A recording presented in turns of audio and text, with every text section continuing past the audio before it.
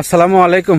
এক বড় ভাই কমেন্ট করছেন যে ভাই বর্তমান মালয়েশিয়া পাম বাগানে আসলে কত ঘন্টা ডিউটি করতে হয় যদি একটু জানাইতেন। ঠিক আছে, তো আসলে এই ভিডিওটা তার জন্যই করা। বর্তমান আসলে পাম বাগানে যদি আপনি বেসিক কাজ করেন সেক্ষেত্রে আপনি 8 ঘন্টা বেসিক।